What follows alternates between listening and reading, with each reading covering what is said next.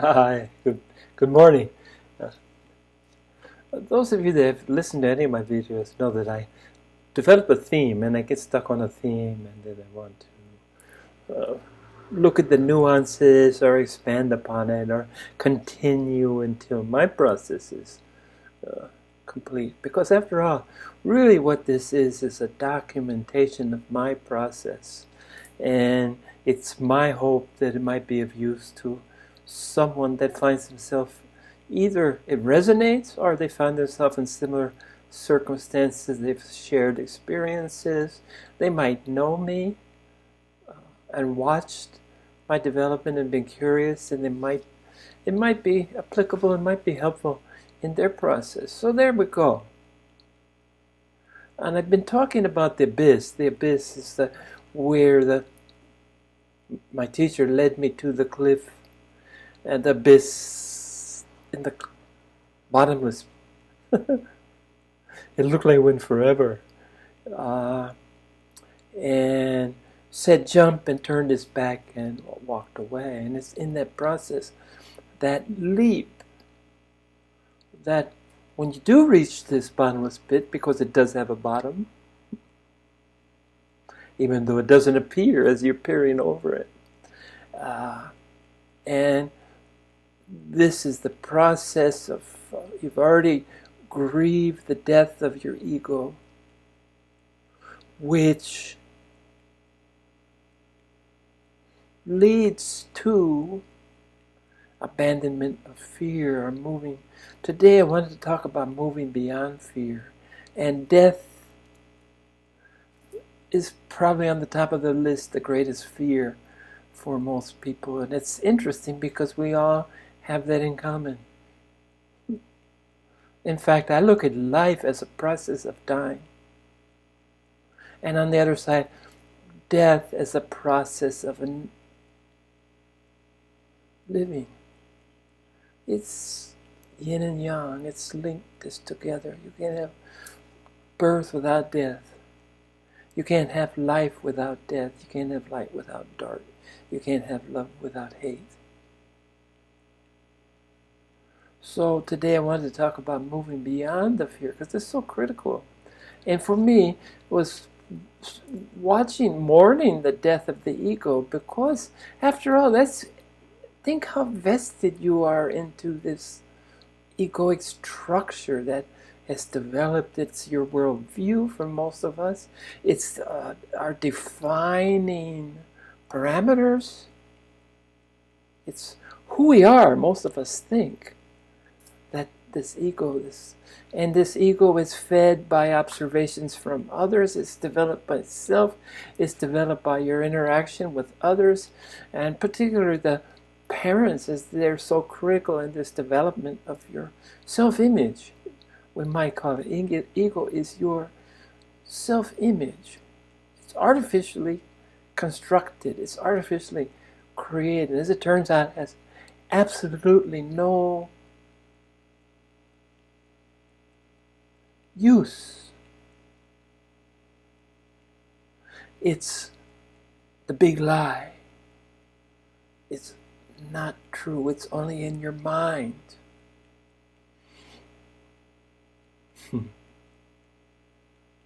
But it does develop an energy.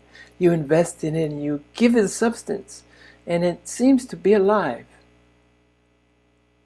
And assisting in the process, euthanasia, assisting in the process of the passing of the ego can be quite traumatic, no less so in many ways than the physical death of those near and dear to you. It's a death, it's a mourning. But because I've talked about this the last day, and so often from some other completely different source, I'm reading science fiction on my iPad that I love to do at night when I settle down. I'll read until a lot of times I'll fall asleep with my glasses on and my iPad propped up against the pillow. Just kind of fall asleep. It's not comfortable to take off my glasses. put the iPad up. And usually it's ironic that effort it takes to take my glasses off, put the iPad up on the shelf above my headboard, that I have to bring it down and read again, because now in the process of putting things away, I've awakened again. I'm in the awakened state. So this process is continuing. But in the science fiction that I'm reading, I'm taking the direct quote. We're all standing on the edge of the abyss, paralyzed by fear. This was the author's take on what it meant to be a human being, what it meant to be alive. A little bit pessimistic, I guess, but it suited my purpose because, again, standing on the edge of the abyss, paralyzed by fear. Well, if you're the second part, if you're paralyzed by fear, that fear is never going anywhere, because you'll never be able to jump. You're paralyzed after all. So we have to go back a step, or 2 steps. We have to go back to moving beyond. And I like that, rather than conquer your fears, face your fears. I really like moving beyond your fears, because that's what needs to happen.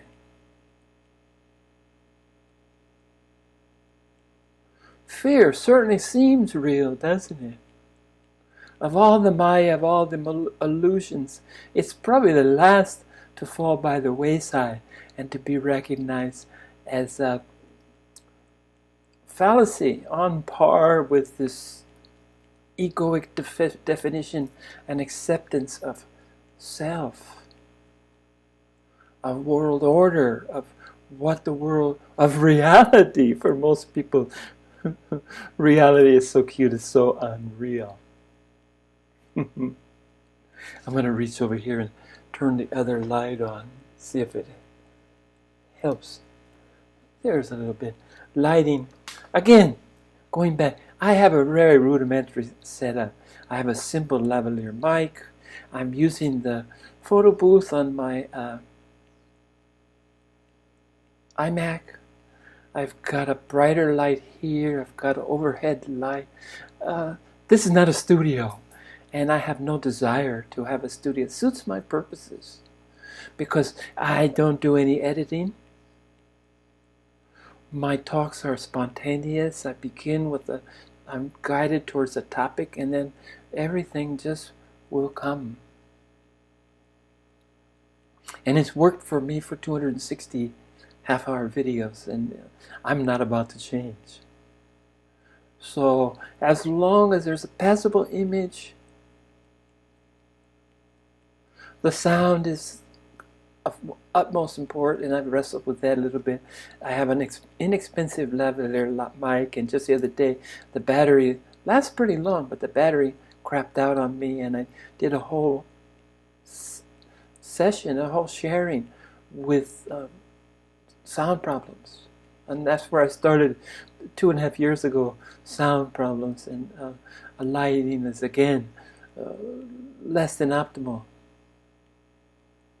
And I've watched videos about, I'm supposed to be this gregarious, I'm supposed to capture your attention and be proactive and be, my wife likes these videos about watching people playing games. It's beyond me, because I don't play games in the first place, but to watch people play games would seem even more uninteresting for me than attempting to play games. I've never played a game. I played Pong, one of the videos, Pong that dates me to when it first goes back. Ping pong, boom, boom, boom. And since then I've never played any games. I'm just the wrong generation. But I see that she has 2 or 3 million followers to a popular, this YouTube personality that we're told that we need to create. And this is me, and I'm happy with me, and here is me, and I think the message is more important than the messenger. But that flies in the face of the I have less than 30 followers compared to a couple of million who's watching someone else play a game.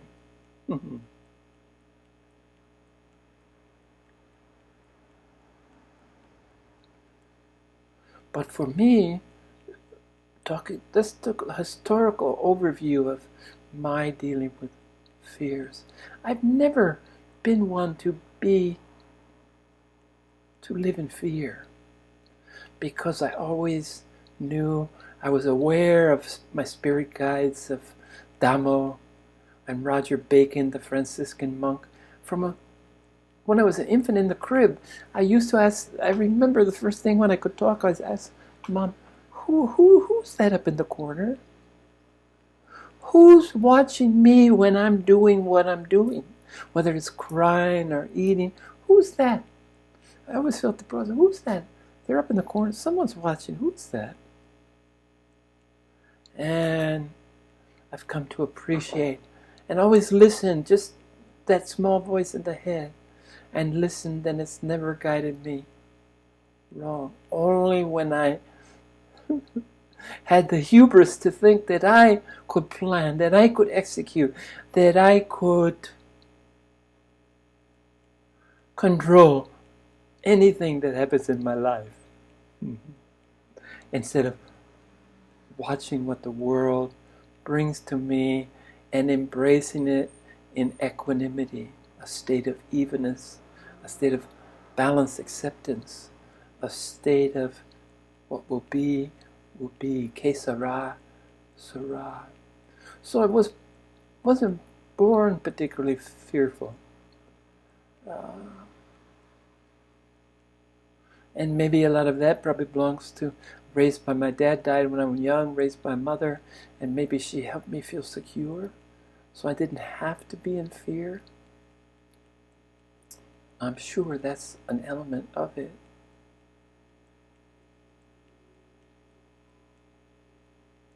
But another thing that's been,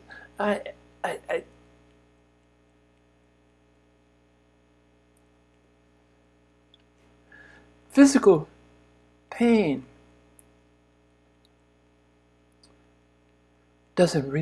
never really bothered me. I have a high threshold for physical pain. Probably much less so for emotional, mental, and mental pain. I've done my fair share of suffering, trust me, but it's never been based on some physical ailment. But probably I've been pretty fortunate to be of relatively good health. And I do exercise, and I do try to eat correctly. I do take care of this vessel, because I always knew that this vessel was important for my task at hand. And my task at hand was to become a Buddha, to remember the forgotten, to go back to a state of when I knew I existed in a state of unity, this oneness, this allness, this wholeness. And it wasn't about divide and separate. Divide, separate, and conquer, right? Old methodology that still works. We're seeing in the U.S. political situation right now. But,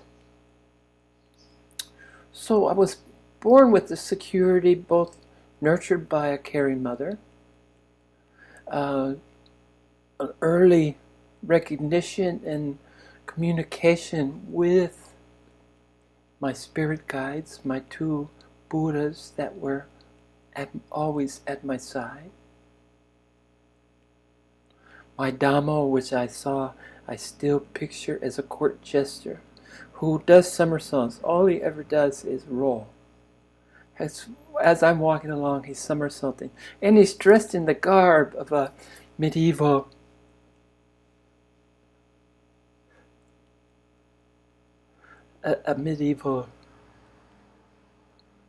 what? Now I forgot the term. What do they call those medieval The ones that entertain the king. He'll come to me. Let's see how long it'll take to come to me. Court jester, there it is, the court jester. And he's dressed in the garb, if I would of my imagination of what one might wear, what jester, that a court jester might, the garb he might wear. And the other is a Franciscan monk, more than 7 feet tall, no feet, floats above, this far above the ground. He has a cowl, a hood of the Franciscan monks that comes over, and I see no face. You just see the shadows. And only reason I know who it is, they introduced himself. Both of them did. Now Damo is this court jester somersaulting that, talking non-stop. And it sounds like gibberish, like rubbish, until you slow it down, or until you train yourself to listen. And everything he says is a gem. It's a nugget. It's wisdom. So wise. In contrast with my gentle giant, who never says, never utters a word. Just there. And so I will walk through my life with this threesome.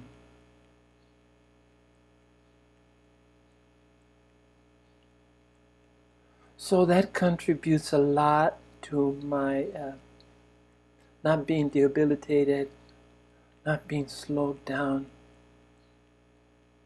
by fear.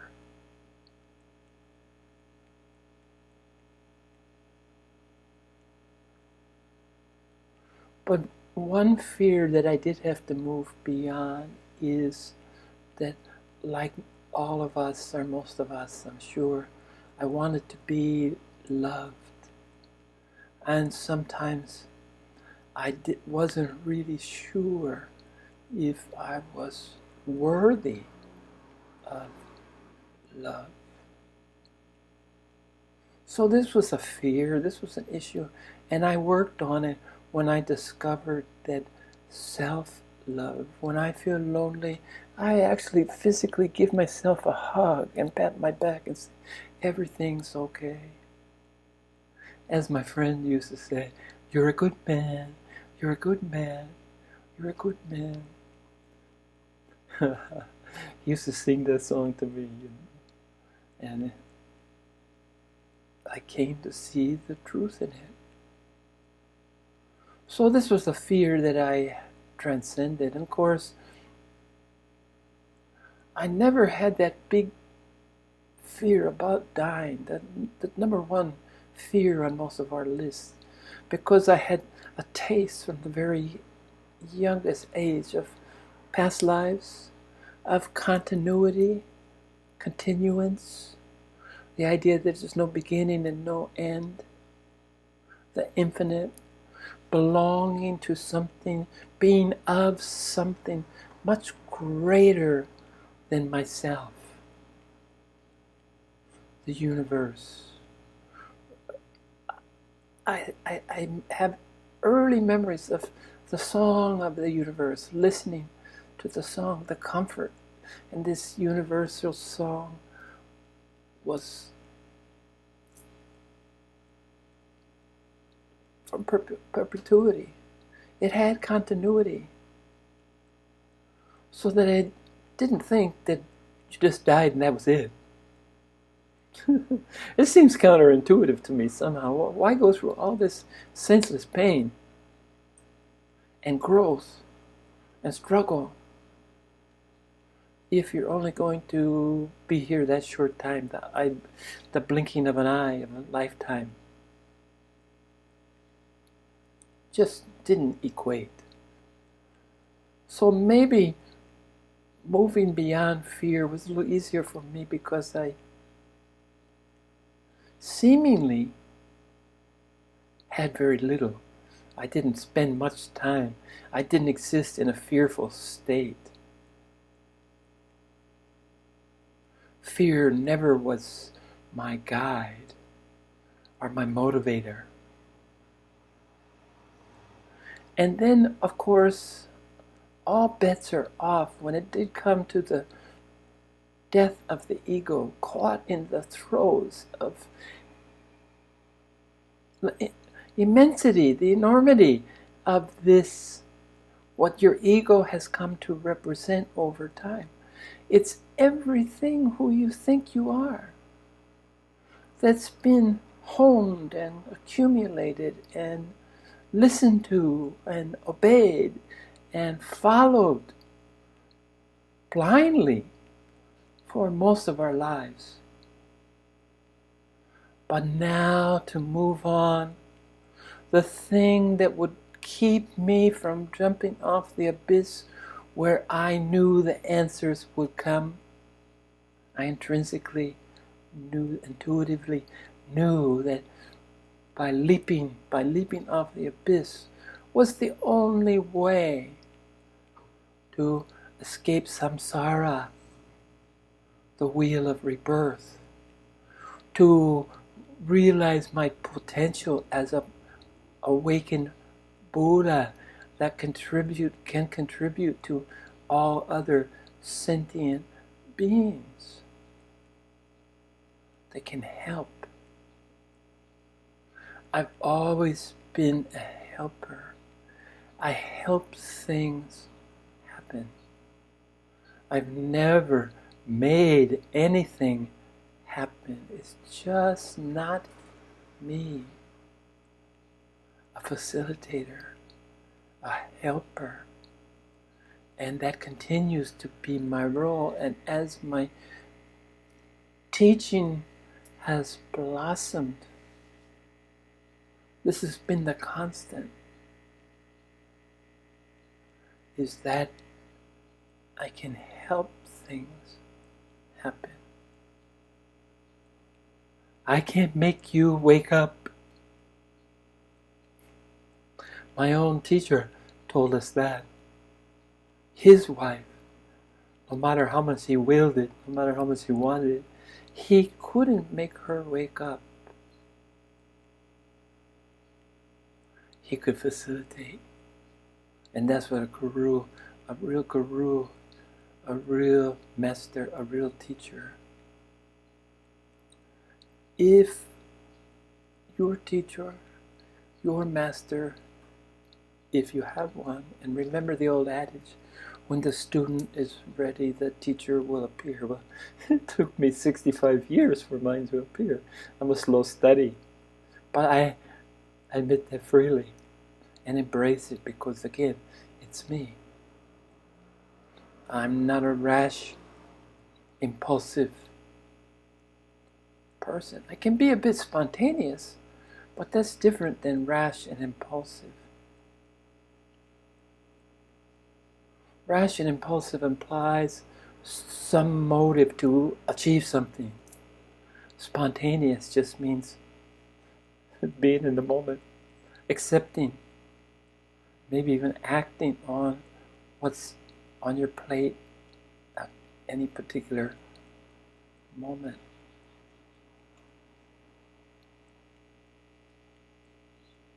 So as a helper, a facilitator, I want to tell you that when the student's ready and you think you found your teacher, if your teacher wants you to serve them, whether it's financially, whether it's from seva, whether it's from adoration and recognizing his spirituality, recognizing him as a God on earth, or does he serve you? Is he here to help you? These are the questions that you should ask. If you can't wholeheartedly say that your teacher, your guru, his purpose is to serve you, is to point the way, is to be a living example of what you can be, then you're on the right track.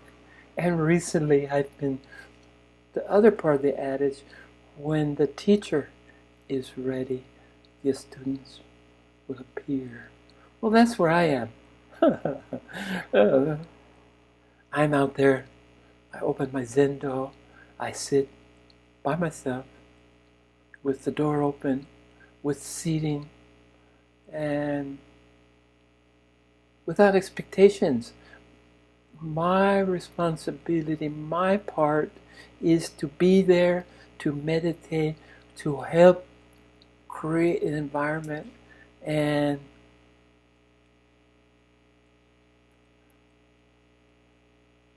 students will or will not come. But anyway, that's when I became aware that it was time for me to stop. This YouTube were my first attempts, but I'm still cloistered. I still wasn't comfortable with exposing myself to people in the flesh, to real people in real time. But now, as I've opened a space and provided a space and welcomed, pretty much carte blanche, anyone that wanders by, that stumbles by, is welcome to sit for as long or as short a time as they find helpful and useful.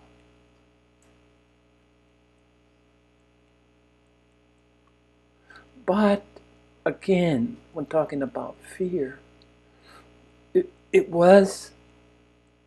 I admit to experiencing more fear than I ever had in my life with watching, with more than watching, actively creating the circumstances, the possibilities, actively participating in the death of my ego. And the absolute emptiness as I watched, I felt, I experienced the throes of death of my heretofore heavily invested in self-created ego, mistaking that for who or what I am. There was a fear. Death